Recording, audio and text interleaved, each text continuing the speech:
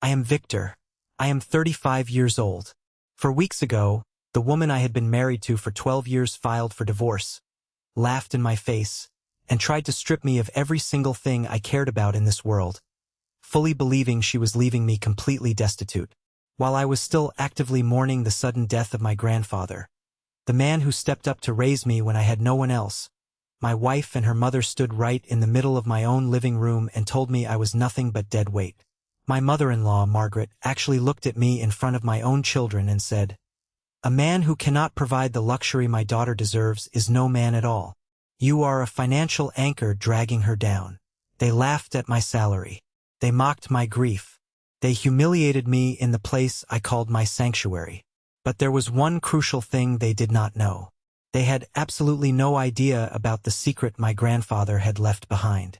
And now, those same people who looked at me like I was dirt on the bottom of their shoes are the ones crying, hyperventilating, and begging me for a second chance. Before I tell you exactly what happened, hit that like button if you believe in justice. And do not forget to let me know where you are watching from in the comments below. Now, let's go back to where it all began. The courtroom was completely silent. It was not just a quiet room. It was that heavy, suffocating kind of silence where you can hear the fluorescent lights buzzing overhead and the frantic, rhythmic ticking of the wooden wall clock above the bailiff's head. The air inside the room smelled of old wood, industrial floor wax, and the expensive, suffocating floral perfume my mother-in-law, Margaret, had practically bathed in that morning. I sat at the heavy mahogany petitioner's table with my hands folded securely, resting in front of me on the polished surface. I forced my breathing to remain steady, inhaling through my nose and exhaling slowly through my mouth. I did not look to my left, but I could feel the intense, mocking energy radiating from that side of the room like heat off an asphalt road in July. My soon-to-be ex-wife, Vanessa, was sitting there in a tailored charcoal gray designer suit she had purchased specifically for this occasion. She wanted to look the part of the successful, independent woman shedding her worthless husband. Beside her was Barnaby, her high-priced, incredibly arrogant lawyer who had spent the last several weeks filing motion after motion, trying to bully me into submission. Directly behind them in the gallery sat Margaret, her posture rigid, a smug, victorious little smile playing on her bright red lips. They were all so remarkably confident. They truly thought this was the final nail in my coffin. They thought they had backed a helpless, uninformed, grieving man into a corner and were about to take my home, my kids, and every shred of my dignity. Judge Montgomery sat high up on his elevated bench. He was an older man, a veteran of the family court system, with sharp, perceptive eyes that seemed to cut right through the endless layers of legal jargon and posturing. He slowly adjusted his wire-rimmed reading glasses and picked up the thick financial disclosure file my lawyer, Sylvia, had submitted earlier that morning. It was the paperwork that held the absolute, unvarnished truth. He flipped one page. The sound echoed in the quiet room. Then he flipped another. The only sound in the room was the crisp rustle of that thick, watermarked paper. I watched the judge's brow furrow deeply. I watched his eyes scan the columns of numbers, jump back to the top of the page, and then scan them again, as if he needed to verify that his vision was not failing him. He took a slow, deep breath, set the papers down gently on his desk, and looked directly across the room at Vanessa's lawyer. "Counselor," Judge Montgomery said, his deep voice carrying a tone of absolute authority that bounced off the wood-paneled walls. "In your initial filings, you painted a very specific picture of Mr. Victor's financial standing. You alleged that his income was insufficient, his assets were negligible, and he was intentionally hiding marital funds to avoid his financial obligations to your client."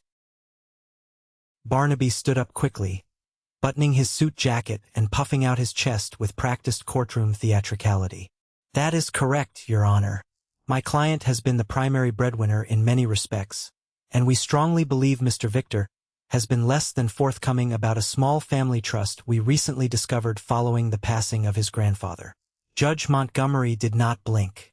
He looked down at the file, then back up at Barnaby. The air in the room seemed to drop 10 degrees.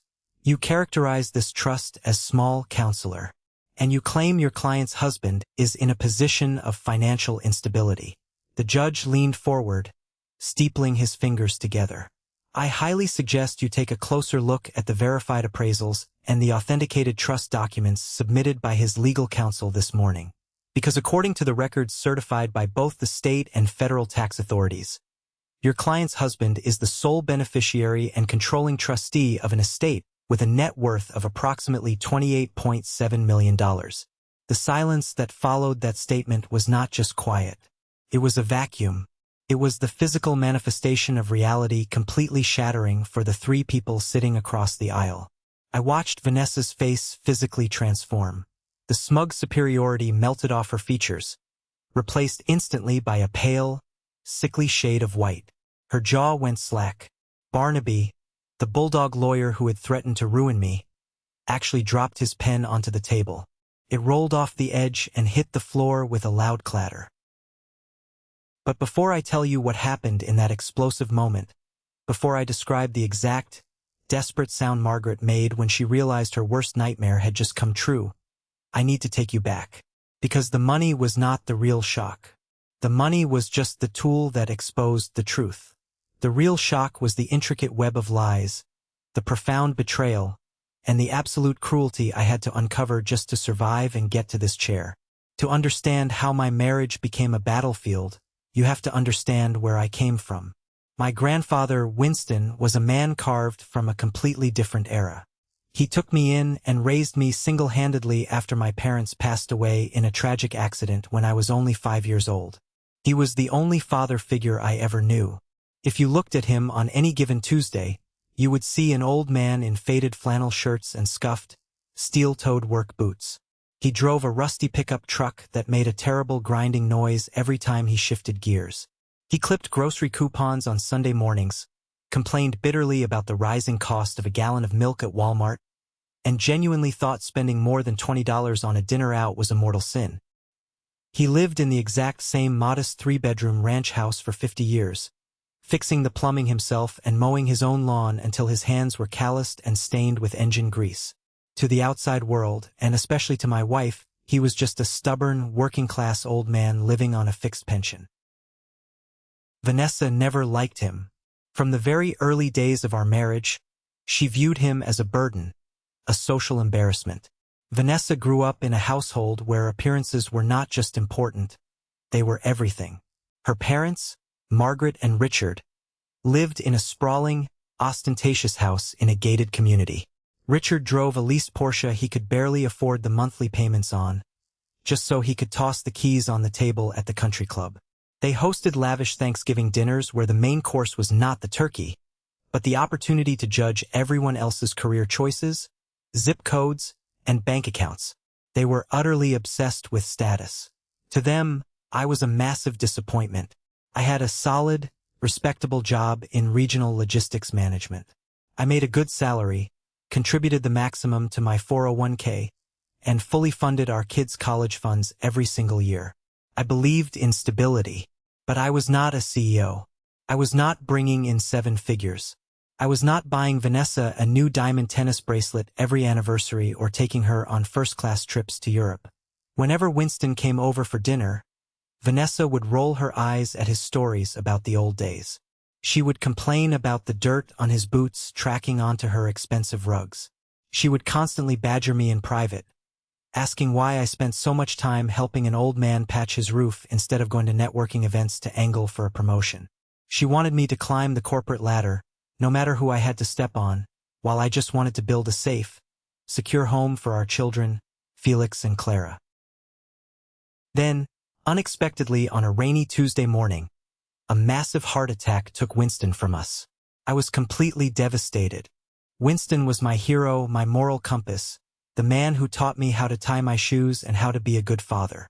The days following his funeral were a dark, suffocating blur of grief. Vanessa went through the motions of being a supportive wife in public, dabbing her eyes at the cemetery, but behind closed doors, I could see the severe irritation tight around her eyes. She wanted to move on. She hated the inconvenience of my sadness. She complained that my mourning was bringing down the energy of the house. A week after we buried him, we were called to the downtown office of Sylvia, the estate lawyer. Sylvia was a sharp, no-nonsense woman in her late 50s who had known my grandfather for decades. She was fiercely protective of him. Vanessa insisted on coming with me, claiming she needed to support me emotionally, but I knew the truth. I knew she was just hoping Winston had left us a few $1,000s to put toward a master bathroom remodel she had been obsessing over. We sat in Sylvia's quiet, sunlit office. She offered us water, adjusted her thick-rimmed glasses, and opened a heavy leather binder that contained my grandfather's last will and testament. "Victor," Sylvia said softly, her voice filled with genuine warmth, "Winston loved you very much. You were the light of his life. He was a very private man, especially regarding his business affairs. He never wanted to be defined by his balance sheets. There are some minor personal bequests to local veterans charities, but the principal beneficiary of his entire estate is you." I nodded, staring down at my hands, wishing my grandfather was sitting next to me. "I know he wanted me to have the old house on Elm Street. I don't even know what to do with it yet. It holds too many memories." Sylvia offered a small, incredibly knowing smile. "Victor, it is not just the house on Elm Street. Your grandfather owned commercial real estate across the state. He held significant, controlling shares in a massive private logistics firm that he founded decades ago. And he established a family trust years ago in your name. He did not just leave you some savings. He left you total control of a vast portfolio." I frowned, completely confused. My mind could not process the words. "What are you talking about?" "Grandpa clipped coupons for canned beans. He wore the same winter coat for 15 years. Sylvia leaned forward, resting her arms on the desk. "Because Winston believed that if people knew what you had, it would fundamentally change the way they treated you. He wanted you to build your own character first. He wanted you to know the value of a hard-earned dollar before you inherited a fortune." Beside me, I felt Vanessa physically stiffen. The air around her seemed to instantly change, turning electric and greedy. She leaned over, her voice suddenly high, breathless, and eager. "Wait, what kind of commercial real estate? How much is in this trust exactly?" Sylvia looked at Vanessa, her expression completely neutral, masking her clear distaste. "We are still conducting the final valuations, but it is substantial, very substantial." Vanessa turned to me. I had never seen that specific look in her eyes before. It was not comfort. It was not shared grief. It was pure, unfiltered, ravenous calculation. On the drive home, she did not ask how I was feeling. She did not reach across the console to hold my hand. She spent the entire 45-minute drive calculating how fast we could liquidate the assets. She started talking rapidly about moving to a bigger house in a wealthier zip code, upgrading her car to a luxury SUV, and finally getting the respect she felt she deserved from her mother and her country club friends. I told her I did not want to talk about it yet. I told her my grandfather was barely cold in the ground and I just wanted to mourn the man who raised me. She called me selfish, rolled her eyes, and went to sleep in the guest room, angry that I was not celebrating our newfound wealth. A few days later, Vanessa had a scheduled business trip to Chicago for her marketing firm. Our kids, Felix, who is 14, and Clara, who is 10, were off from school for a long weekend. The house felt terribly empty without Winston's booming laugh, and the lingering tension with Vanessa was absolutely suffocating. I decided we needed a massive reset. I wanted to save my marriage. I packed a few bags, bought 3 last-minute plane tickets, and told the kids we were going to surprise Mom at her fancy hotel in Chicago. They were thrilled. Clara made a beautiful welcome banner out of construction paper and glitter. Felix, who had been quiet and withdrawn since the funeral, actually smiled for the first time in a week. The plan was simple. I knew the specific luxury hotel she always stayed at for these corporate conferences. We would wait in the lobby, and when she came down for dinner, we would surprise her, take her out for deep dish pizza, and try to remember how to be a loving family again. We walked into the grand, marble-floored lobby of the hotel around 6 in the evening. It was bustling with people in expensive business suits and elegant dresses. I told the kids to wait near a massive indoor water fountain while I went to the concierge desk to see if she was currently in her room. As I walked toward the front desk, I happened to glance toward the dimly lit hotel bar. And there she was. Vanessa was sitting in a plush leather booth in the corner. But she was not with colleagues. She was leaning intimately against a man in a sharp, tailored suit. His hand was resting comfortably high up on her thigh. She was throwing her head back, laughing loudly at something he said, twirling her hair around her finger in a way she had not done with me in a decade. I froze. The entire world tilted on its axis. My heart pounded so hard against my ribs I thought they would crack. I recognized the man. It was Julian, a high-end, slick financial advisor she had met at a networking event a year ago. She had always talked about how brilliant he was, how driven he was, and how I should learn a thing or two from his aggressive ambition.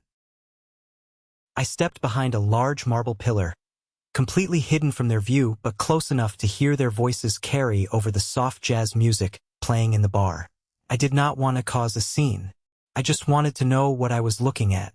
I needed to know if my eyes were deceiving me. Julian leaned in and kissed her neck.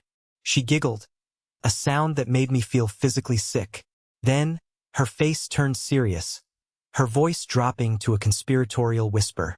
"We have to be careful, Julian. If he finds out before the paperwork is filed, it could complicate things immensely." Julian smirked, swirling the ice in his whiskey glass. "Are you sure he won't put up a fight? Men get nasty when they feel cornered." Vanessa let out a cruel, dismissive laugh. The kind of laugh that makes your blood run absolutely cold. "Victor, please. He doesn't have the money to fight me. He is a logistics manager who thinks saving pennies in a 401k is true wealth. He is weak. He avoids conflict at all costs. He will roll over and give me whatever I want just to protect the kids." "And the new inheritance?" Julian asked, his voice low and greedy. Vanessa's eyes gleamed with malice. "That is exactly why we have to move right now. Once the divorce is filed, we will compel financial discovery through the court. We will find out exactly what the old man left him, and we will force a massive settlement. I have already spoken to Barnaby. He says we can easily argue that the trust should be considered in the overall division of marital assets to maintain the luxury lifestyle I am accustomed to." Julian smiled, a predatory grin, and kissed her again. "You are brilliant, you know that?" "I know," she whispered, stroking his cheek. "I am finally going to get everything I deserve, and Victor will not even see it coming." I stood behind that cold marble pillar, struggling to pull air into my lungs. The woman I had loved and supported for 12 years, the mother of my children, was sitting 20 feet away, treating my life, my heart, and my grandfather's legacy like a hostile corporate takeover. She was cheating on me with a financial advisor and actively plotting to rob me blind. I looked back across the massive lobby. Felix and Clara were sitting obediently by the fountain. Clara was holding her little construction paper sign that said, "We love you, Mom." Every primitive instinct in my body screamed at me to walk over to that booth, flip the heavy wooden table, and drag her out into the street. I wanted to scream until my throat bled. I wanted to break Julian's jaw. But I looked at my children. If I made a scene, if I confronted her right now without a strategic plan, I would lose control. I would become the unstable, aggressive, unhinged husband her lawyer would eagerly use against me in court to take my kids away. I chose silence, not out of fear, but out of survival. I realized in that exact moment that the woman I married was dead. The person sitting in that booth was an enemy combatant. I walked back to my kids, forcing my shaking hands into my pockets. "Hey guys," I said, forcing the most difficult, painful smile of my entire life. "I just checked at the desk. Mom actually had to fly out to a different city for an emergency client meeting. She was so bummed she missed us." Clara looked incredibly disappointed but accepted the lie. Felix, however, looked at me closely. He is 14, entirely too smart and perceptive for his own good. He saw the tension locked in my jaw. He saw the deadness in my eyes. But he did not say a word. We got back in a cab, went straight to the airport, and flew home that same night. I thought the worst was over. I thought knowing she was a cheater was the deepest pain I would ever feel. I was so incredibly wrong. The real betrayal was just getting started. The flight back home was the longest, most agonizing journey of my life. Clara slept soundly with her head resting on my arm, clutching her ruined welcome banner. Felix stared out the dark, scratched window of the airplane, listening to music through his headphones, lost in his own teenage world. I sat there in the dim, yellow cabin light, my mind racing violently through 12 years of memories, trying to spot the exact moment my marriage turned into a meticulously planned long con. I thought about the times Vanessa insisted on managing our joint checking accounts. I thought about the times she belittled my career choices to her friends. The red flags had been flying for years, but I had been too blinded by loyalty and love to see them. As soon as I got the kids safely into their beds at home, I locked myself in my home office. It was 1 a.m. The house was dead quiet. I pulled out Winston's old rotary phone, a heavy, black antique thing I kept on my desk for sentimental reasons, and dialed Sylvia's emergency private number. She answered on the third ring, her voice raspy and thick from sleep. "Victor, is everything all right? It is the middle of the night." "No, Sylvia, nothing is all right. Nothing is ever going to be all right again." I took a deep breath and told her everything. The spontaneous trip to Chicago, the luxury hotel lobby, Julian, the sickening conversation about the divorce, the inheritance, and the aggressive lawyer named Barnaby. There was a long, incredibly heavy silence on the line. I could hear the faint sound of traffic outside her window. When Sylvia finally spoke, all the sleep was completely gone from her voice. It was replaced by the razor-sharp, lethal tone of a veteran litigator preparing to go to war. "Victor, listen to me very carefully," she said, enunciating every single syllable. "Do not confront her. Do not change your daily routine. Do not give her a single, solitary reason to think you know anything about her plans or her affair." "Why?" I asked, my voice shaking with a dangerous mixture of grief and suppressed rage. "I want her out of my house. I want to throw her clothes onto the front lawn." "Because," Sylvia said slowly, "if Vanessa is already planning a legal strategy around your grandfather's trust, we need to let her trap herself in her own lies. We need her to commit perjury on her financial affidavits. And Victor, there is something else. Something I was going to tell you in person on Monday." I closed my eyes, leaning my head against the cool wood of my desk. "What is it?" "Someone contacted my office recently, asking very specific, highly aggressive questions about the legal structure of Winston's trust. They wanted to know about asset liquidity, distribution schedules, and marital property protection clauses." "Who?" "An attorney named Barnaby. He claimed to be representing a third party doing a standard compliance check for a real estate transaction. But Victor, the date of his inquiry is what truly matters." "When did he call?" I asked, a cold dread washing over me. 2 weeks before your grandfather died." The air completely left my lungs. My chest felt like it was being crushed in a steel vise. 2 weeks before he died. Winston had been in the hospital, his heart failing, struggling for every breath. I had been sitting by his bedside every single night, holding his frail hand, praying for a miracle. And while I was doing that, my wife had already hired a shark attorney to investigate the old man's money. They were circling his deathbed like vultures, waiting for him to stop breathing so they could cash in on his lifetime of hard work. "She has been planning this?" I whispered to the empty room. "She was waiting for him to die." "Yes," Sylvia said coldly. "And now we plan harder. Starting tomorrow, we build a financial fortress. We lock down everything. She thinks you are weak. We are going to let her keep believing that until the trap snaps shut." The next 3 days were a masterclass in psychological torture.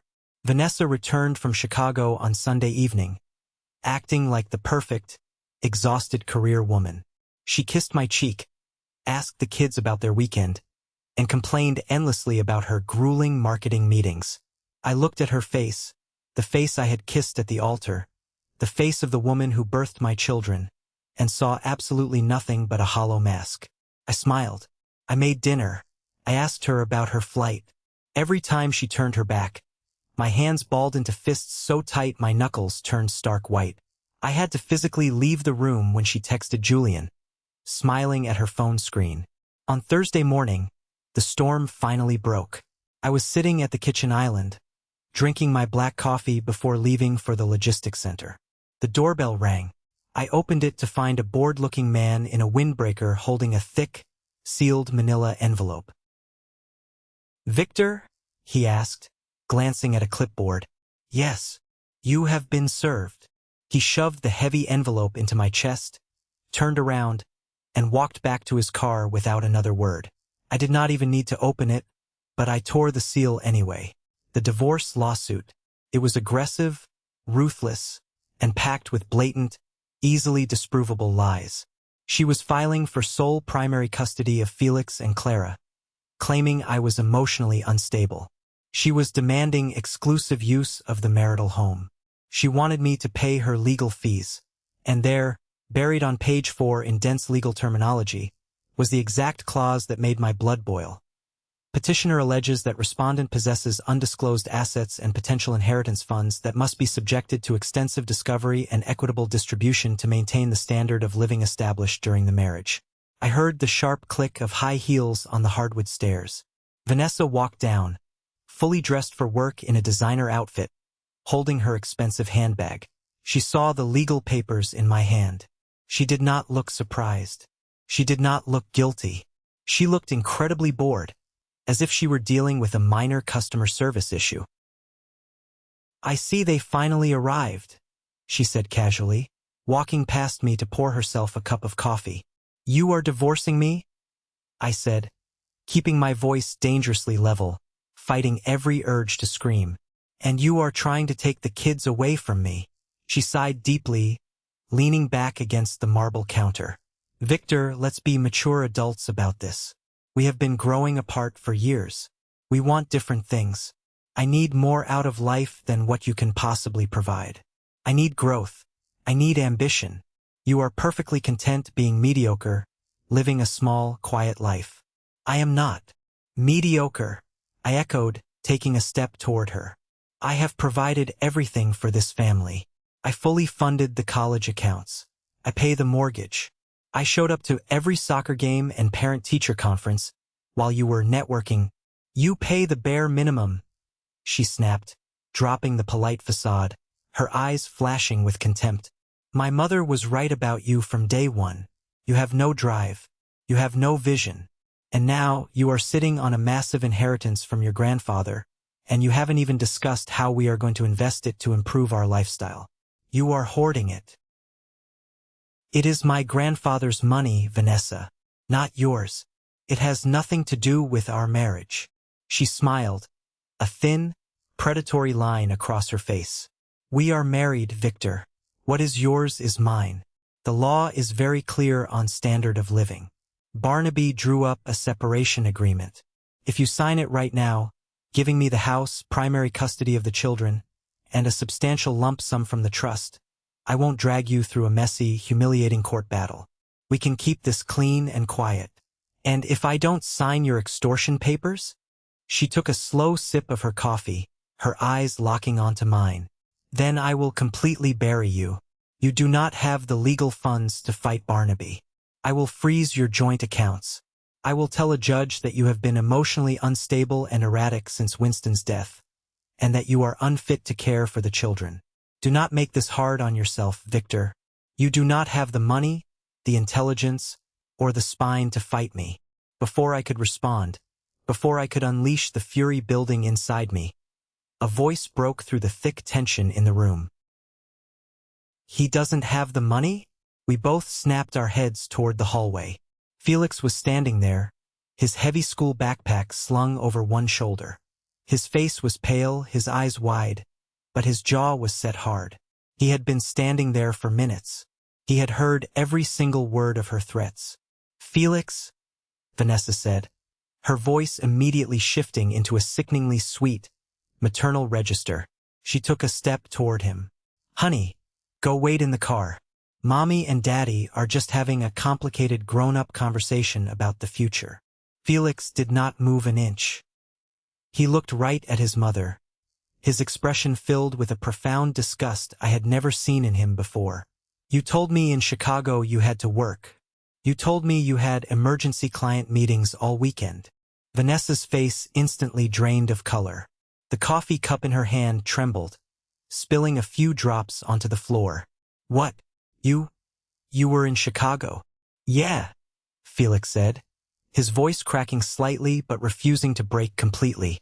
"Dad wanted to surprise you. We went to your hotel. We saw you kissing him. That guy Julian. And now you're standing here calling Dad weak." Felix stepped forward, physically placing himself between me and his mother. It was the bravest thing I had ever seen. "Mom, you are the one who said Dad doesn't make real money. If you hate it here so much, just leave. But don't you dare try to take my sister and me away from him. We know what you are." I felt a massive, choking lump form in my throat. My 14-year-old son was standing like a shield in front of me, protecting me from the woman who was supposed to love us both. I placed a gentle hand on his shoulder, feeling him shaking slightly with adrenaline. "It's okay, Felix. I have got this under control. Go start the car. I will be right out." He looked at me, nodded firmly, and walked out the front door, slamming it shut behind him. I turned back to Vanessa. She looked completely panicked, her carefully constructed narrative shattering into pieces in her hands. The leverage she thought she had over the children was gone. "You were spying on me?" she hissed, trying to deflect the blame. "You brought our children to spy on me?" "No. We were trying to love you," I said coldly, my voice devoid of any emotion. I reached over, picked up the thick separation agreement she had left on the counter, and tore it perfectly in half. I tore it again, letting the pieces fall like snow onto the kitchen floor. "I will never sign this. I will never surrender my children to a woman who views them as bargaining chips. And if you want a war, Vanessa, you just started one with the absolute wrong man." She scoffed, trying desperately to regain her composure, though her hands were visibly shaking. "You are going to regret this, Victor. You are going to lose everything. Barnaby will destroy you." She grabbed her keys and stormed out the door, her heels clicking furiously on the pavement. I stood alone in the kitchen, surrounded by the torn paper and the wreckage of my life. I knew the legal battle ahead would be brutal, but as I looked at the pieces on the floor, I realized something incredibly liberating. I was not afraid anymore. I was ready to tear her world apart, piece by piece. The next 2 weeks were a masterclass in covert psychological warfare. Vanessa officially moved into the guest bedroom, transforming the house into a deeply hostile territory. We communicated only via terse text messages, strictly regarding the children's drop-off and pick-up schedules. To the outside world, to her parents, and to the country club moms, she played the role of the exhausted, long-suffering wife trapped in a house with an unreasonable, emotionally stunted husband. She played the victim flawlessly, but behind the scenes, away from her prying eyes, I was working tirelessly with Sylvia, systematically dismantling every single lie she had built her case upon. Sylvia's downtown office became my second home. We spent hours sitting in her conference room, surrounded by massive mountains of financial records, bank statements, tax returns, and property deeds. I told Sylvia everything about Julian. I told her Vanessa was actively sleeping with him and that they had been discussing the inheritance in the open. Sylvia tapped her expensive gold pen rhythmically on the desk, her eyes narrowed in deep thought. "Adultery is terrible for the soul, Victor, and it speaks to her character. But in a no-fault divorce state, it does not always tip the financial scales the way you think it should." She paused, leaning forward. "However, if she is funneling marital assets to her lover before the divorce is officially filed, that is a completely different story. That is called dissipation of marital assets. It is fraud, and judges absolutely hate it with a burning passion." "How do we prove it?" I asked, feeling a spark of hope. She handles all the joint accounts. We follow the money, Sylvia said simply. She immediately hired a ruthless forensic accountant named David to audit 10 years of our marriage. It took David less than 48 hours to find the rot hidden beneath the surface. Julian was not just a boy toy or a casual affair. He was a dirty, calculating financial advisor. For the past 18 months, Vanessa had been slowly, methodically siphoning money from our joint savings accounts and my direct paycheck deposits. She had been taking small, barely noticeable amounts, $200 here, $500 there, claiming they were for groceries, kids' clothes, or household expenses. But David tracked the routing numbers. She was transferring those funds directly into an obscure, high-yield investment vehicle managed entirely by Julian's firm. She was hiding marital money right under my nose, preparing a massive, secret nest egg for her exit strategy, while simultaneously planning to rob my grandfather's trust to fund her new life with him. But that was not even the worst discovery. The betrayal went much deeper than my wife. "Victor," Sylvia said one evening, looking grim as she slid a printed email across the mahogany table. "I need you to brace yourself and look at this. We subpoenaed the electronic communication records between Vanessa and Barnaby's law office. I need you to look closely at who is CC'd on this specific thread regarding the trust structure." I picked up the paper and read the email. It was a highly technical discussion about the legal avenues to challenge Winston's will, discussing loopholes and weak points in estate law. And right there, copied on the email under a personal email address, was a name that made my stomach turn completely over. Simon Vance. Simon was the old, trusted accountant who had handled my grandfather's logistics company for 20 years. Winston had treated him like a brother. They played golf together. They celebrated holidays together. I had grown up calling him Uncle Simon. When Winston died, Simon had cried at the funeral, holding my hand and telling me he would always look out for me. "Simon," I whispered, my voice breaking, feeling a fresh, agonizing wave of betrayal wash over me. Why is Simon talking to my wife's divorce attorney? Why is he giving them advice? "Because," Sylvia said, her voice laced with disgust, "Vanessa bribed him." Simon had full access to Winston's preliminary estate plans and financial outlines. Vanessa promised him a highly lucrative consulting contract with Julian's corporate firm if he leaked the trust structures to her lawyer. "Simon is the one who told them exactly how much Winston was worth and that he was leaving everything to you. He sold you out for a paycheck, Victor. He fed you to the wolves." I gripped the edge of the desk so hard my fingers ached. My own wife, her lover, and now my grandfather's oldest, most trusted friend. They had all formed a cartel of pure greed, operating in the shadows, slicing up my inheritance while I was sitting by a hospital bed mourning the only father I ever had. I drove home that night through a blinding rainstorm, feeling a dangerous, quiet calm settling deep into my bones. I was not just sad anymore. The grief had been burned away in a crucible of betrayal, leaving nothing but cold, hard, unbreakable steel. When I walked into the house, shaking off the rain, I heard loud, animated voices coming from the living room. Vanessa's parents, Margaret and Richard, had let themselves in with their spare key. They were sitting comfortably on my couch, drinking my expensive wine, talking in hushed tones to Vanessa. When I walked into the room, the conversation abruptly stopped. Margaret looked me up and down with absolute, undisguised disdain. "Victor," Margaret said, her voice dripping with condescension and fake concern. "Vanessa tells us you are being incredibly difficult and stubborn regarding the settlement agreement. Frankly, it is embarrassing to watch you drag this out." Richard chimed in, swirling his red wine in the glass, trying to look authoritative. "Look, son, let's be realistic. You are a logistics manager. Vanessa is an executive at a marketing firm. She has a certain lifestyle she needs to maintain, a lifestyle you can't provide on a blue-collar salary. You dragging this out in family court is just petty and vindictive. Be a man. Do the right thing. Give her what she asks for, sign over the house, and step aside so she can find someone who is actually on her level." I looked at Richard, A man whose own real estate business had gone bankrupt twice, only to be bailed out by his wife's inherited family money. Then I looked at Margaret, a woman whose entire identity was built on country club gossip and leased luxury cars. "Richard," I said calmly, keeping my voice perfectly even, "I manage the regional logistics for a massive tri-state supply chain. I do not work in a warehouse.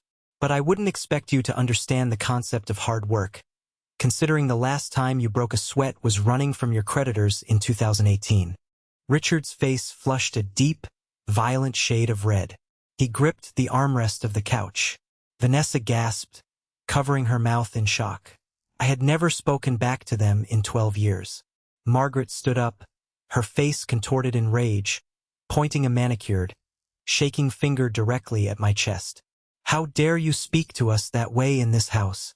You arrogant little nobody. You have absolutely nothing without us. You are going to lose this house, you are going to lose primary custody of those kids, and you are going to be left with absolutely nothing. My daughter has Barnaby on retainer. He is the best lawyer in the city. You have some small-town lawyer who probably works out of a strip mall. You are going to be destroyed." I didn't raise my voice. I didn't break eye contact with her. I just smiled. Cold, dead, terrifying smile. "We will see what the judge thinks about that, Margaret," I said softly. "Make sure you dress nicely for the final hearing next week. I want you to look your absolute best when the gavel comes down." I turned my back on them and walked upstairs, leaving them sputtering and yelling in the living room. They thought they were the apex predators playing with their food. They thought I was a wounded animal. They had absolutely no idea they had just walked willingly into the cage, and the door had locked permanently behind them. The real slaughter was about to happen in a courtroom, under oath, where all their lies, their fraud, and their greed would be dragged out into the blinding light of justice. I thought the battle lines were drawn. I thought I was fully prepared. But what happened at that final hearing would shake the foundation of their entire family to the absolute core, and leave my mother-in-law literally gasping for air on the courtroom floor. The formal settlement conference was officially scheduled for a Tuesday morning, landing exactly 10 days before our final court date. Sylvia had warned me that this was going to be a psychological bloodbath. It took place at Barnaby's downtown law firm, a massive, imposing glass-walled office building that practically screamed of overpriced billable hours, corporate intimidation, and aggressive legal tactics.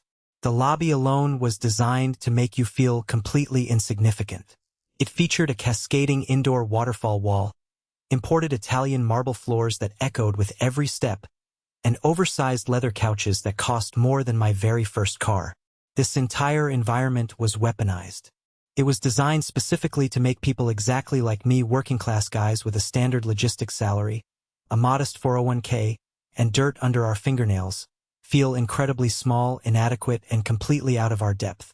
It was meant to break your spirit and force a surrender before you even sat down at the negotiating table. Sylvia and I rode the silent, high-speed elevator up to the 42nd floor. She looked at me, adjusting her glasses.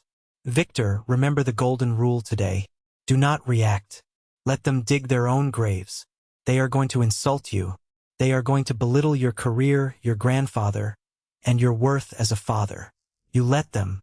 You let them build a massive tower of lies, and then we are going to detonate it." I nodded. My heart was pounding, but my mind was completely clear. When a junior paralegal escorted us into the main conference room, the air was already thick with an unbearable, suffocating level of arrogance. Barnaby sat at the head of a massive, polished mahogany table, his custom-tailored suit jacket draped carefully over the back of his ergonomic chair. His gold cufflinks gleamed under the recessed lighting. He was aggressively typing on his sleek silver laptop, not even bothering to look up and acknowledge our presence when we entered the room. It was a classic power play. Vanessa sat to his right, and she looked absolutely stunning, which only made me sick to my stomach. She was wearing a sleek, ivory designer dress that I knew for a fact cost at least $2,000, her hair blown out perfectly to frame her face. She looked less like a woman going through a painful divorce and more like a ruthless CEO preparing to finalize a hostile corporate takeover. She even wore a delicate gold necklace I had bought her for our 5th anniversary. It was a calculated psychological move meant to mess with my head, to remind me of the love I was losing. And sitting directly behind her, entirely uninvited and entirely unwelcome, was Margaret. My mother-in-law had absolutely no legal right to be in that room. This was a confidential settlement conference, but she was there anyway, her arms crossed tightly over her chest, wearing her signature look of absolute, unadulterated disgust. She wanted a front-row seat to my execution. She had spent the last 12 years telling her country club friends that her brilliant daughter had married beneath her, that I was a dead-end logistics manager holding Vanessa back from her true potential. Today was the day she expected to see me stripped of everything I had worked so hard to build. Sylvia calmly placed her heavy leather briefcase on the table and sat down next to me. She did not look intimidated by the waterfall in the lobby, the panoramic views of the city skyline, or Barnaby's expensive watch. She looked like an apex predator watching a very loud, very clumsy prey stumble blindly into a trap. I kept my hands folded tightly on the table, remembering Sylvia's strict instructions to show zero emotion. Barnaby finally closed his laptop with a sharp, echoing snap and intertwined his manicured fingers. He looked at me with a smile that did not reach his cold eyes. "Good morning, Victor." "Sylvia, I am genuinely glad you decided to be reasonable and attend this conference today. Divorce is a messy, highly expensive business, especially when one party decides to be difficult and drag things out. My primary goal today is to save everyone a lot of unnecessary pain, public humiliation, and exorbitant legal fees. We are here to finalize the separation agreement, establish the custody arrangement, and allow my client to move on with her life so she can finally find some peace. We are here to listen to your initial proposal, Barnaby," Sylvia said, her voice smooth, professional, and completely devoid of any emotion. "Nothing is being finalized today unless the terms are equitable and firmly grounded in reality." Barnaby let out a patronizing, condescending chuckle, shaking his head as if Sylvia had just told a naive joke. He opened a thick manila folder and slid a printed document across the vast table. "Equitable is exactly what we are offering today, Sylvia. We are being more than fair. My client is a highly successful executive and the primary breadwinner in this marriage. She has sacrificed her own career mobility and networking opportunities to maintain the household for years. Given Victor's somewhat stagnant logistics salary and his recent, highly documented emotional instability following his grandfather's funeral, we are proposing the following terms." He paused, leaning forward and making sure I was making direct eye contact with him.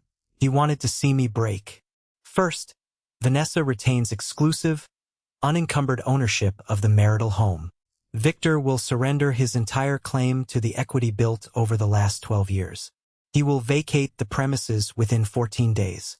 Second, Vanessa will assume primary physical and legal custody of the children, Felix and Clara. Victor will receive standard alternating weekend visitation, pending a comprehensive psychological evaluation to ensure he is mentally fit to parent. I stared at the thick stack of paper in front of me. My heart hammered violently against my ribs. They wanted to take my kids. They wanted to reduce me to a weekend visitor in my own children's lives. I did not look at Vanessa. I did not look at Margaret, who was practically vibrating with excitement in her chair. I kept my eyes fixed entirely on the arrogant lawyer who was trying to erase my existence with a few strokes of a pen. "Furthermore," Barnaby continued, leaning back in his expensive leather chair and steepling his fingers, completely misreading my silence as submission, "we require Victor to liquidate his current 401k retirement account and the children's college funds. He will transfer exactly 70% of the total combined balance to Vanessa to compensate for the severe lifestyle disruption this divorce has caused her. And finally, we need to address the very large elephant in the room, the inheritance." Sylvia raised a single, perfectly sculpted eyebrow, leaning forward slightly. "What exactly about the inheritance, Barnaby?" "My client has a legal right to maintain the standard of living established during the marriage," Barnaby stated firmly, puffing out his chest. We are fully aware that Victor recently inherited a family trust from his late grandfather, Winston. While we understand the assets are currently tied up in probate and their exact value is somewhat ambiguous, we demand a guaranteed lump sum payment of $500,000 from that trust the exact moment it becomes liquid. This will be paid directly to Vanessa as a final spousal support settlement, waiving her right to future alimony. We feel $500,000 is a very reasonable compromise. I could hear Margaret shift in her chair behind Vanessa, letting out a soft, approving hum. $500,000. They genuinely thought my grandfather's entire life of backbreaking hard work, saving coupons, and driving rusty trucks amounted to a few $100,000, and they were actively trying to snatch it right out of my hands to fund Vanessa's new glamorous life with her financial advisor boyfriend.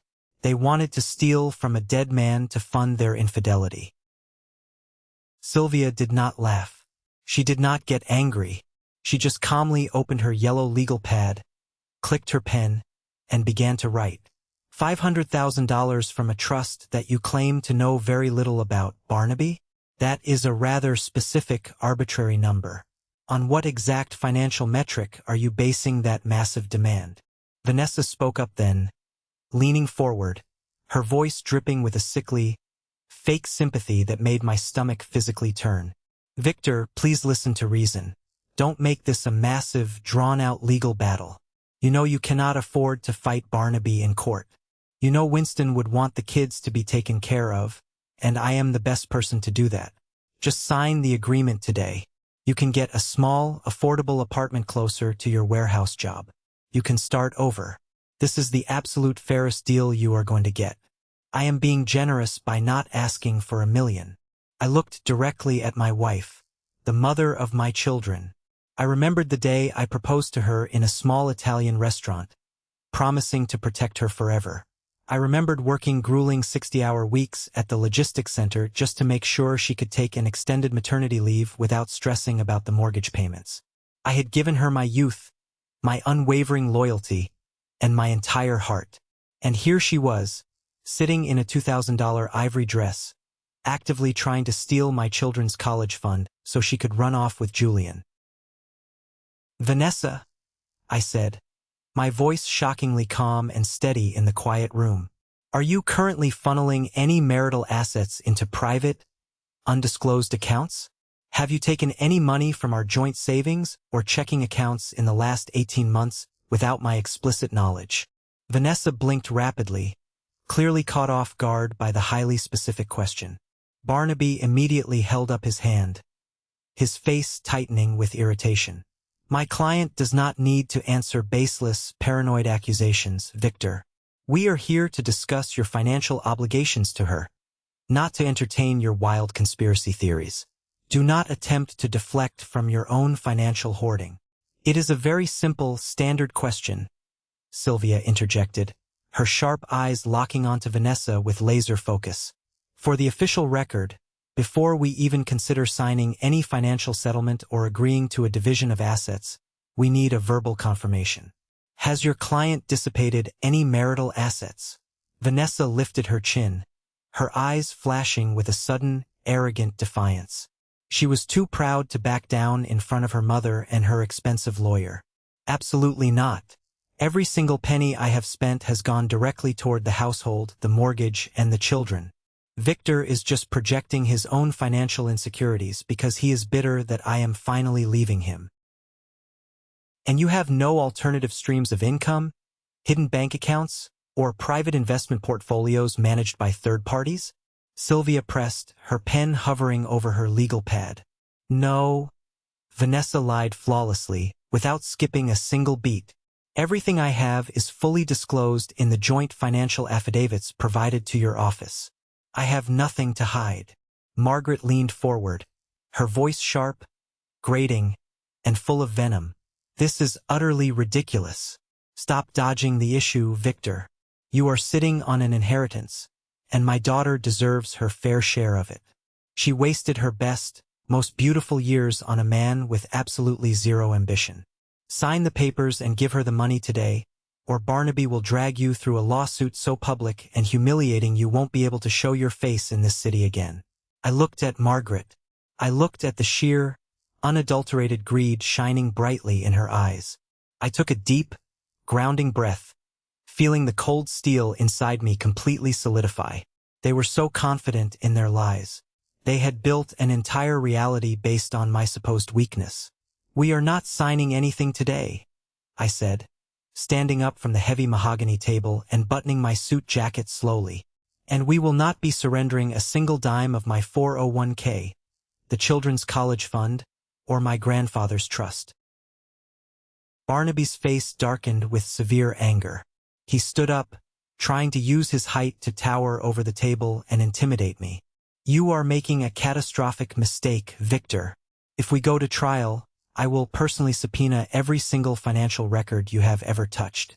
I will make sure the judge sees you as a hostile, uncooperative, emotionally abusive spouse hiding money from his family.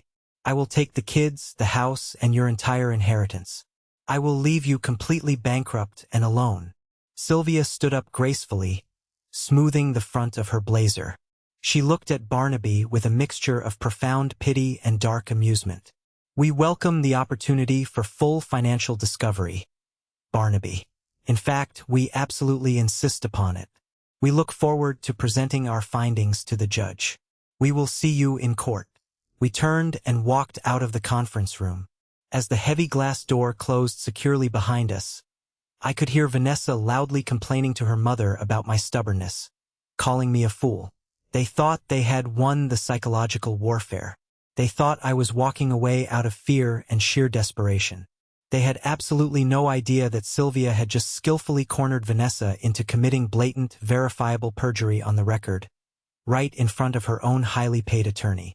The trap was set perfectly, the bait was taken without hesitation, and all we had to do now was wait for the jaws to snap completely shut at the final hearing. The morning of the final hearing, I woke up long before the sun even began to rise. The house was completely silent, save for the low, comforting hum of the refrigerator in the kitchen. I walked into the master bathroom, turned on the harsh overhead light, and looked at myself in the mirror for a long, quiet time. The man looking back at me was older, tired, and carrying the immense, crushing weight of a shattered family. But there was a quiet, unbreakable strength in his eyes that had not been there a month ago. I was no longer the passive, accommodating logistics manager trying to keep the peace at all costs. I was a father going to war to protect his children from a predator. I put on my best dark navy suit, a crisp, freshly ironed white shirt, and a conservative blue tie. I looked like a man who respected the law, a man who respected himself, and a man who was ready to face the absolute worst and walk out standing tall. Before I left the house, I went into the kids' bedrooms. Felix was already awake, sitting on the edge of his unmade bed, silently tying his sneakers. The weight of the world was resting on his 14-year-old shoulders. I walked in, sat next to him on the mattress, and placed a heavy, reassuring hand on his shoulder. "Today is the day, Dad?" he asked quietly, not looking up from his shoes. "Today is the day," I confirmed, my voice steady and unwavering. "Whatever happens in that courtroom today, I want you to know that I fought for you and your sister with everything I have. I will never let anyone tear us apart. You are my entire world, Felix." Felix finally looked up, his young face hardened by the harsh reality of the situation. He had grown up too fast in the last few weeks. He had seen behind the curtain of his mother's lies. "I know, Dad. I know she lied to us. Bring it home today." When I arrived at the downtown courthouse, the air was thick, humid, and oppressive. The massive stone pillars of the government building seemed to loom over everything, a towering monument to cold, hard justice. Sylvia met me right by the metal detectors. She was carrying two massive, heavy leather legal briefcases packed to the brim with certified documents, forensic reports, and subpoenaed communications. She did not smile. She gave me a firm, resolute nod.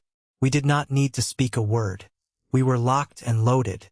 We entered the courtroom and took our seats at the petitioner's table.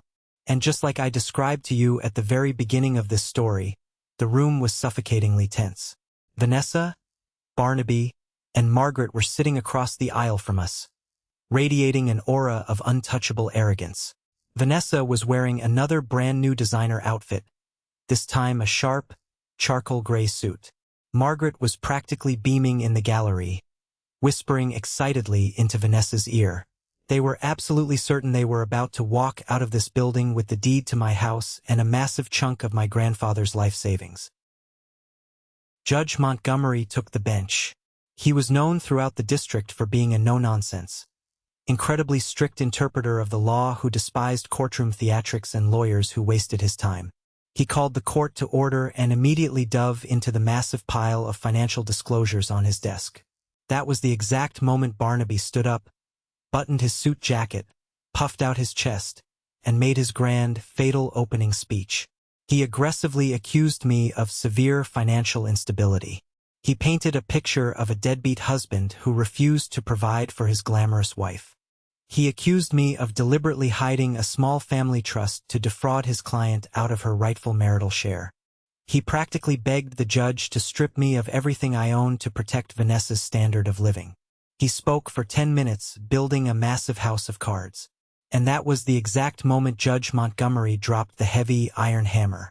"Counselor," the judge said, holding up a certified document with the state seal stamped on it. "According to the records certified by both the state and federal tax authorities, your client's husband is the sole beneficiary and controlling trustee of an estate with a net worth of approximately $28.7 million. The sound of Barnaby's expensive, gold-plated pen hitting the hardwood floor was the absolute loudest thing in the entire room. Vanessa's jaw practically unhinged. All the color drained instantly from her perfectly made-up face, leaving her looking like a terrified, frozen ghost. She turned violently to Barnaby, her voice a desperate, frantic hiss that carried across the quiet room. "$28 million? You said it was a small trust. You told me he had nothing. You said we could take it all." Barnaby was scrambling, his hands shaking violently as he flipped wildly through the copies of the disclosure Sylvia had just formally handed him. The arrogant bulldog was suddenly sweating profusely through his custom suit. "Your Honor, we were not made aware of the true magnitude of these assets. This completely changes the landscape of the settlement.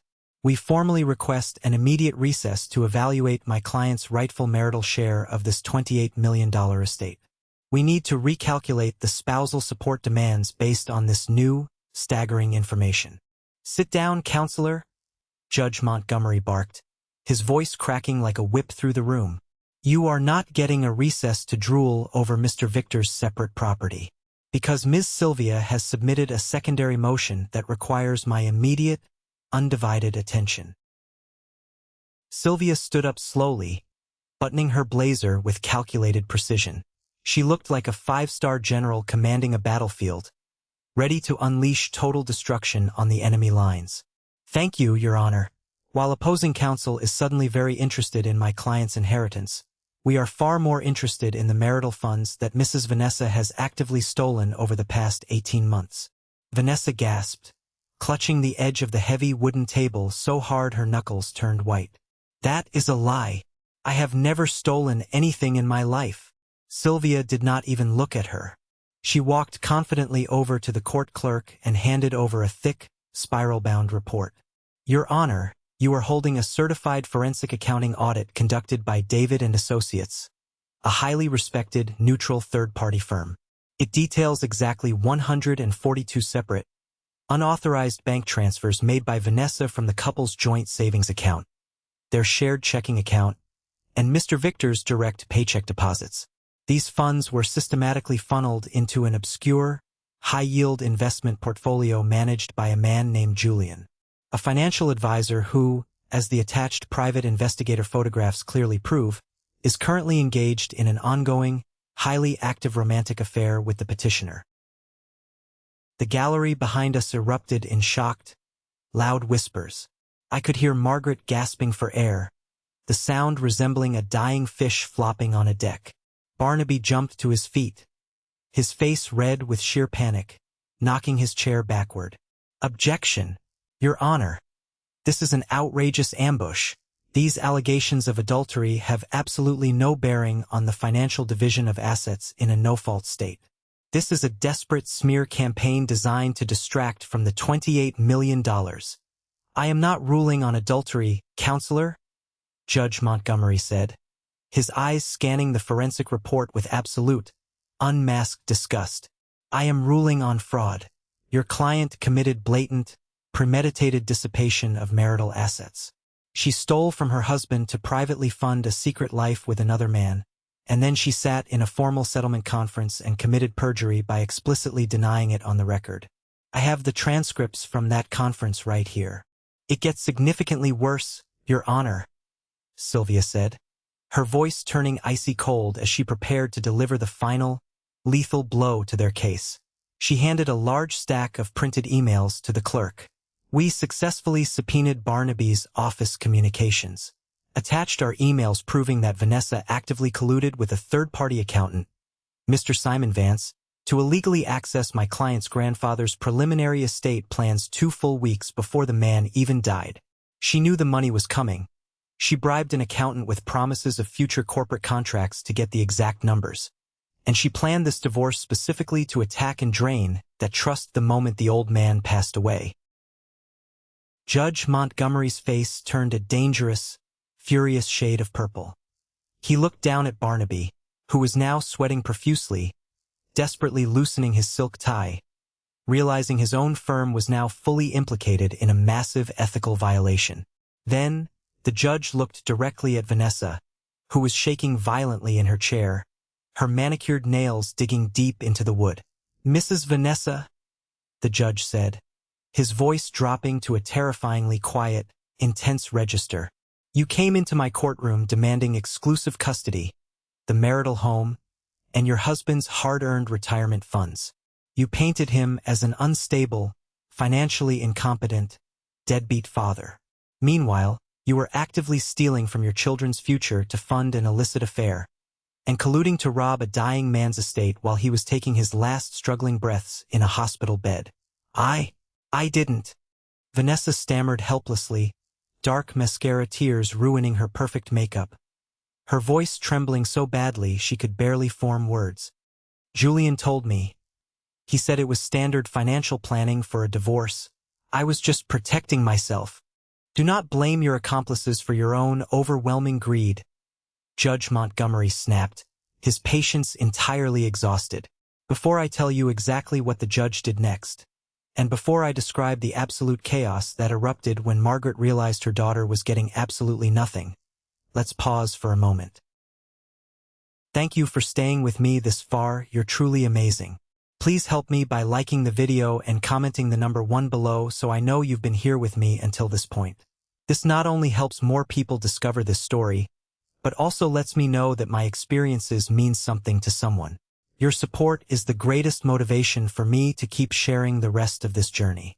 Now, let's get back to the absolute catastrophic destruction of my greedy in-laws. The courtroom felt like it was physically vibrating with the sheer intensity of the tension. Judge Montgomery picked up his heavy wooden gavel, grasping it tightly, but he didn't strike it right away. He deliberately let the silence hang in the air, forcing Vanessa and Barnaby to sit in the suffocating, humiliating reality of their completely exposed crimes.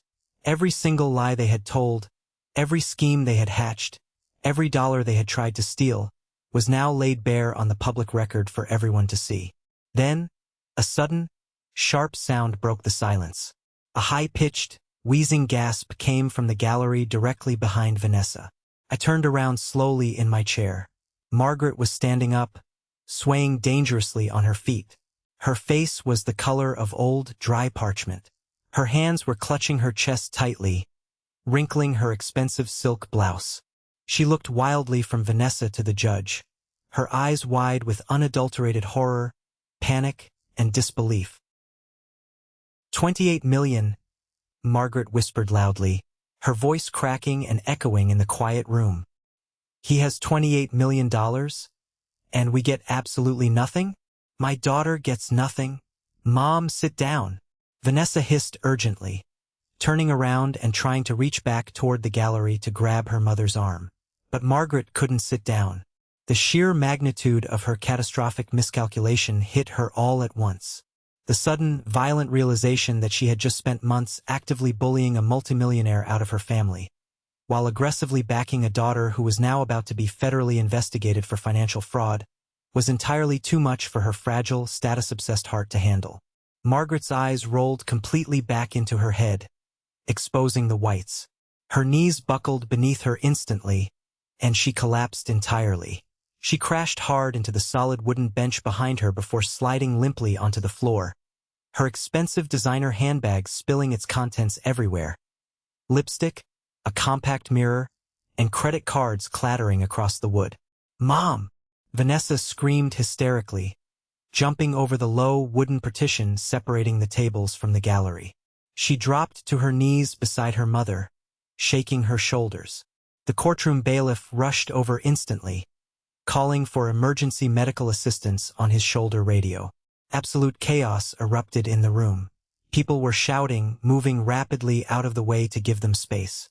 I sat quietly at my table, not moving a single muscle, watching the woman who had mercilessly tormented me for 12 years lying on the floor, completely broken and destroyed by the overwhelming weight of her own insurmountable greed. I didn't feel a drop of pity. Judge Montgomery banged his gavel heavily, demanding order in his courtroom. Court is in recess for 30 minutes until the gallery is entirely cleared and the medical incident is properly handled by the paramedics. The paramedics arrived within minutes, rushing in with a stretcher. They loaded Margaret onto it. She had regained consciousness but was hyperventilating wildly, crying hysterically, babbling incoherently about losing her country club membership, about how Richard was going to kill her, and about the sheer embarrassment this would cause her in front of her high society friends. It was genuinely pathetic. Her entire world was collapsing, and all she cared about was what the neighbors would think. Once the room was cleared and order was fully restored, the judge returned to the bench. He looked down at Barnaby, who was packing his briefcase, looking like a man preparing to be disbarred. And when the judge spoke, he showed absolutely zero mercy. Based on the overwhelming, irrefutable evidence of financial fraud, dissipation of assets, and blatant perjury presented today, Judge Montgomery ruled, his voice echoing with absolute finality. "I am completely denying the petitioner's request for spousal support. You will not receive a single cent of alimony. The trust left by Winston is separate, non-marital property and remains entirely and exclusively under the control of Mr. Victor. Furthermore, because Vanessa intentionally dissipated marital assets to fund an illicit relationship, Victor is awarded sole ownership of the marital home, his entire 401k, and the entirety of the children's college funds." Vanessa sobbed loudly, a guttural, ugly sound, burying her face in her hands. Barnaby stared blankly at the desk, entirely defeated. "Regarding custody," the judge continued, glaring down at Vanessa with burning contempt, "a mother who actively steals from her own family to secretly fund an illicit affair has demonstrated a profound, disturbing lack of moral judgment and fitness to parent. Victor is awarded primary physical and legal custody of Felix and Clara. Vanessa is granted supervised visitation only every other weekend, until she undergoes a comprehensive psychological evaluation and completes court-ordered counseling. And I will be forwarding the forensic accounting report to the district attorney's office for potential criminal fraud charges." The judge looked down at Barnaby, his eyes narrowing to slits. "And counselor, your client will be responsible for 100% of Mr. Victor's legal fees and the exorbitant cost of the forensic accounting audit. We are adjourned." The gavel slammed down like a thunderclap. It was over. I had won everything. I walked out of the courtroom with Sylvia, feeling a massive weight lift off my chest that I hadn't even realized I was carrying for the last 12 years. The air outside the courthouse felt incredibly fresh. The sun was shining brightly against the concrete. But before I could reach my car in the parking lot, I heard the frantic, desperate clicking of high heels running on the pavement behind me. "Victor, wait. Please, Victor, wait." I stopped, sighed, and turned around. Vanessa was running toward me. She looked like a completely different person. Her designer suit was deeply wrinkled, Her expensive makeup was smeared in dark black streaks down her cheeks, and her perfect hair was a frantic mess. The arrogant, cold executive was entirely gone, replaced by a desperate, panicked woman who had just watched her entire safety net burn to the very ground. She threw herself in front of me, grabbing my arm with both hands, her grip surprisingly strong. I stepped back instantly, ripping my arm out of her grasp in utter disgust. "Victor, please," she sobbed, tears pouring down her face, hyperventilating. "You can't do this. You can't take the kids away from me. I made a mistake. A horrible, stupid mistake. Julian manipulated me. He told me you didn't love me. He told me I deserved better. He got into my head. Please, I still love you. We have a family. Think about the kids. Please, Victor, don't leave me with nothing." I looked at her. I didn't feel anger anymore. I didn't feel sadness. I felt absolutely nothing. The well of my empathy for this woman was completely dry. "Do not ever use my children as a shield for your greed," I said, my voice cold, steady, and unyielding. "You didn't make a mistake, Vanessa. You made a carefully calculated, highly orchestrated plan. You plotted with a lawyer 2 weeks before my grandfather even died. You stole from my paycheck. You looked me in the eye every single day and lied to my face while you planned to rob me. I was scared," she cried, dropping to her knees on the dirty concrete, clasping her hands together in prayer. "I wanted security. When I found out about the money, I just wanted to make sure we were safe. I didn't know what I was doing." "You didn't want safety," I corrected her, looking down at the pathetic woman I used to call my wife. "You wanted luxury. You didn't love the life we built together. You loved the life you thought you could steal from my grandfather's grave. You laughed in my face when you thought I was poor. You told Julian I was weak. The only thing you regret right now is that you got caught before you could cash the check. Victor, please, I have nowhere to go. Barnaby is demanding his massive retainer today. Julian isn't answering my calls. He blocked my number." I turned away from her, unlocking my car door. That sounds like a serious problem for a highly successful, independent executive. "Goodbye, Vanessa." I got into my car, started the engine, and drove away, leaving her kneeling in the courthouse parking lot, screaming my name into the empty air. I didn't look in the rearview mirror even once. I was only looking forward. It has been exactly 6 months since that final gavel fell and changed the trajectory of my life forever. The dust has completely settled, the legal paperwork has been officially filed, and my life looks completely different now. I didn't take the $28 million and buy a massive mansion in a snobby-gated community, and I certainly didn't buy a fleet of ridiculous luxury cars. You won't find a Rolls-Royce, Lamborghini, Ferrari, or Porsche parked in my driveway. That was never who I was, and it certainly wasn't what Winston would have wanted me to do with his legacy. Instead, I bought a beautiful, spacious home in a quiet, grounded suburban neighborhood with a good HOA and a massive, fenced-in backyard for the kids to run around in. I actually kept my job in the logistics industry, transitioning into a high-level executive consulting role that allows me to work from home, so I can be there every single afternoon when Felix and Clara get off the school bus. The kids are absolutely thriving. Felix's grades have skyrocketed, and he is playing varsity baseball. Clara is playing travel soccer and making new friends. The heavy, toxic tension that used to choke our old house is entirely gone. We laugh loudly at the dinner table. We watch movies on Friday nights without someone complaining about the noise or criticizing our choices. The heavy, suffocating cloud of Vanessa's constant dissatisfaction and endless demands has permanently lifted, and we can finally breathe clean air. A few weeks after the trial, I made a personal visit to Simon Vance, the accountant who betrayed my grandfather. He looked absolutely terrible when I showed up unannounced at his office. He had lost a significant amount of weight, his hands shook violently when he poured coffee, and he couldn't even look me in the eye. He immediately began begging for forgiveness, claiming he was drowning in debt, and Vanessa had promised him a financial lifeline that he couldn't refuse. I didn't yell at him. I didn't curse. I simply placed a thick legal document on his desk permanently severing his firm's ties with the logistics company and removing him entirely from the trust's management. "Winston trusted you with his life and his business," I told Simon quietly, looking him dead in the eye.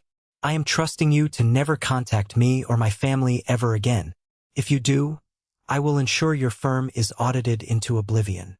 He nodded, tears in his eyes, knowing his reputation in the industry was utterly destroyed and his career was effectively over. As for Vanessa, the harsh reality of her terrible choices crashed down on her with the force of a runaway freight train. Julian, quickly realizing that there was no $28 million trust fund coming his way, and that his firm was about to be federally investigated for unethical financial practices and marital asset hiding, completely abandoned her. He moved to another state overnight, changing his phone number and leaving her with massive, crushing legal bills from Barnaby's high-priced firm. Margaret and Richard, who had heavily leveraged their own house by taking out multiple loans expecting a massive payout from the divorce settlement, were forced to declare bankruptcy for a third time. Richard now drives a beat-up sedan instead of his leased Porsche, and they were forced to move into a small rental property on the outskirts of town. Vanessa is currently living in a tiny, cramped one-bedroom apartment on the bad side of town, working a miserable, stressful entry-level job just to make ends meet, while the IRS systematically audits the money she tried to hide. She sees the kids every other weekend under strict supervision, and every single time she looks at me during drop-off, I can see the crushing, agonizing weight of her regret. She threw away a family that loved her for a fantasy that never existed. But I don't focus my energy on them anymore. They are the past. I focus my energy on something Winston would be incredibly proud of. Using a portion of the inheritance, Sylvia and I established a legal foundation designed specifically to help victims of financial abuse in marriages. We provide free forensic accounting services, emergency housing funds, and top-tier legal representation for men and women who are being financially manipulated, hidden from, or drained by their greedy spouses. The money my grandfather left me wasn't just a reward for being a good grandson. It was a powerful tool to protect people who were in the exact same helpless, terrifying position I was almost in. Last night, I sat out on my new back porch. The air was cool and crisp. The stars were shining brightly above the trees, and inside the house, I could hear Felix and Clara arguing playfully over a video game. I reached into my pocket and pulled out a small, worn piece of paper from my wallet. It was a letter Winston had written to me years ago, one I had found hidden in his metal safe a week after he died. "Victor," the handwritten letter read, "if you are reading this, it means I am gone, and you now carry the weight of everything I built over a lifetime. Never forget that the size of your bank account does not dictate the size of your character. Wealth is nothing more than a magnifying glass. It will show you exactly who the people around you truly are. Protect your heart, protect your family, and never let anyone convince you that you are worth less than the love you give." I folded the letter carefully and put it back in my pocket. Winston was entirely right. The $28 million didn't save me. The money was just a massive spotlight that exposed the cockroaches hiding in the dark corners of my life. What actually saved me was the courage to stand up, set an unbreakable boundary, and fight relentlessly for the safety and sanity of my children. I learned the hard way that you cannot buy loyalty, you cannot force someone to respect you, and you certainly cannot negotiate with pure greed. You can only cut the infection out and allow the wound to heal. Have you ever faced something similar with your own family? Have you ever had to draw an incredibly hard line to protect yourself from people who only valued what you could provide for them financially? Share your story in the comments below, and don't forget to like and subscribe so you don't miss the next journey. Remember, your worth is never defined by someone else's inability to appreciate you. Thank you for listening, and stay strong out there.